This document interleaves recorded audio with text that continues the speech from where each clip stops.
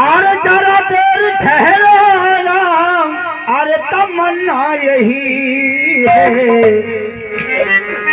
अरे जरा देर ठहरो राम, अरे तमन्ना यही है। अभी हमने जी भर के देखा नहीं है, अभी हमने जी भर के देखा नहीं है।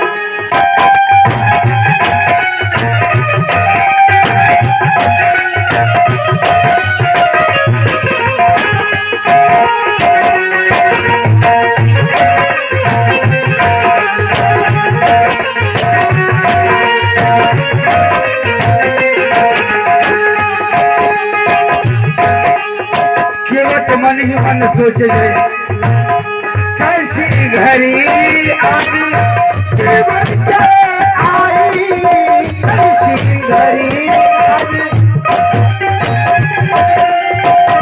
अपने ही हाथों से प्रभु के बिदाई, प्रभु के बिदाई।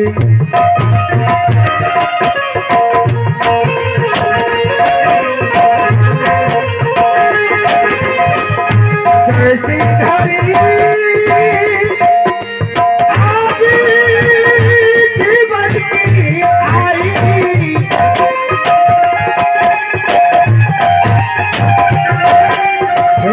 अपने ही हाथों से प्रभु को बिदाई, प्रभु को बिदाई।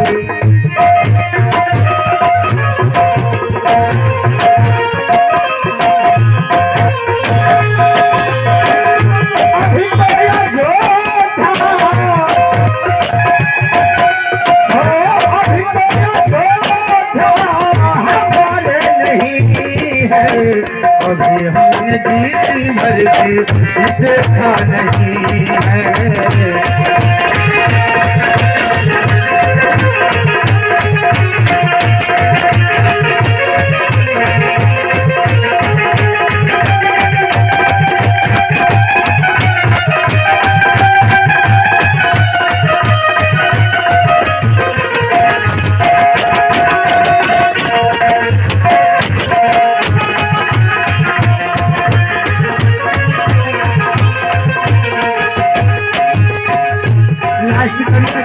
कही खेती माता खुशी आके, माता खुशी आके,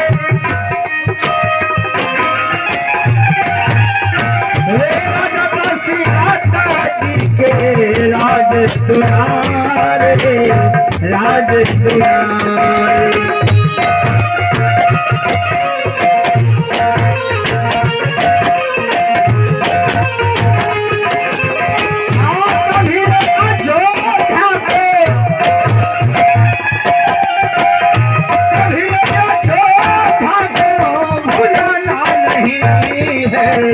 अभी हमने जी भर के देखा नहीं है।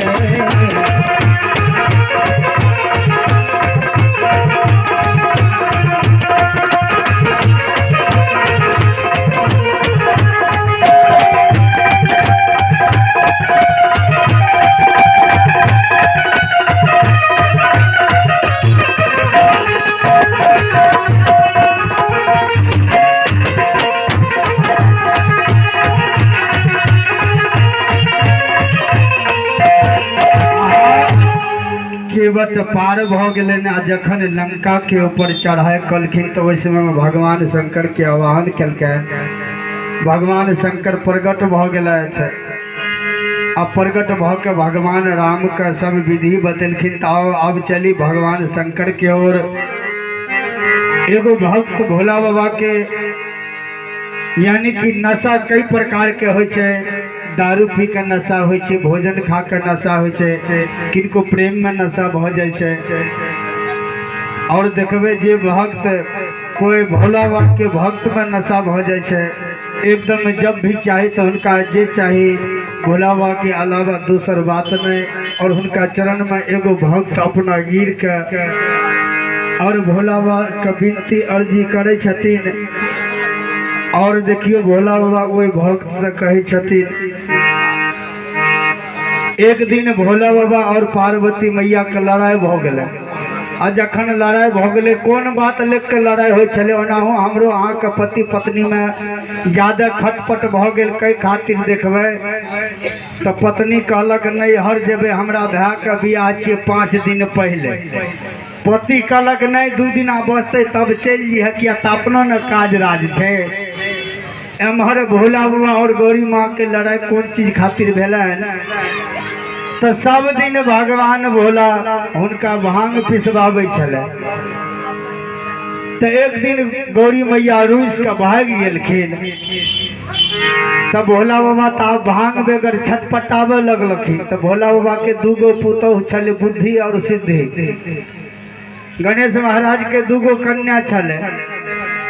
तब भोला बाबा भांग के पट्टी लाग दिलखिन अपना पुतौह लगना। पुतौह से कहे छथिन, धथुर बिया पीसदा हे बहुरिया, धथुर बिया पीसदा हे बहुरिया।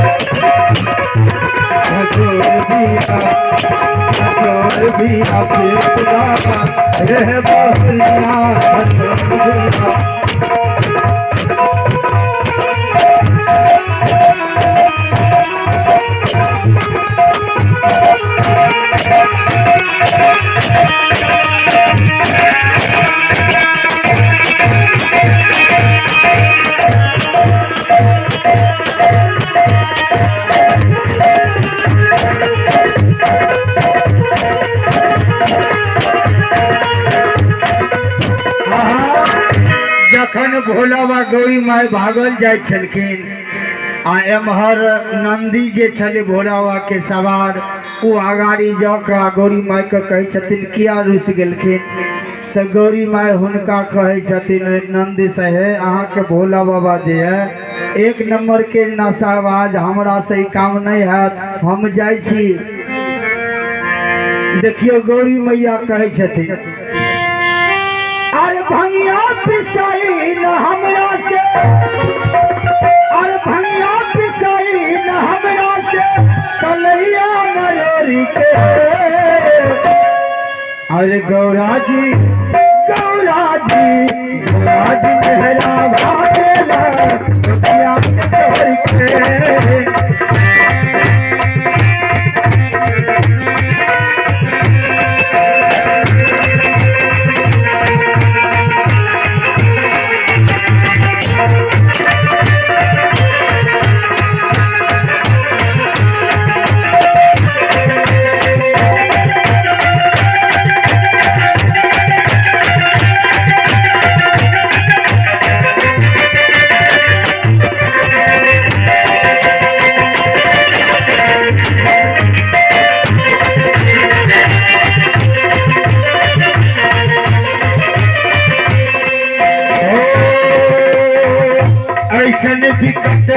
रहवा के हमरा मटिया में धराई सिपता हजार हमरा भाग में लिखाए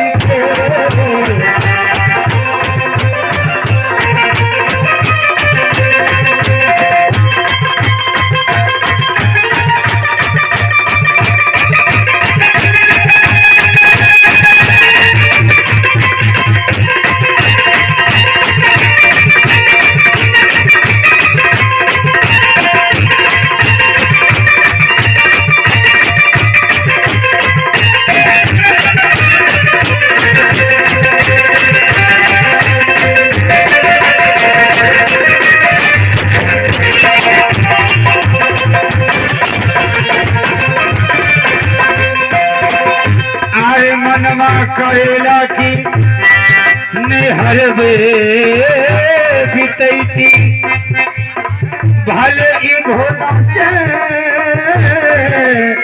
पीछा छोड़ती आर मनवा करेला की नेहरबे रहती भले ही भोला पौरहवा से सीखा छोड़ती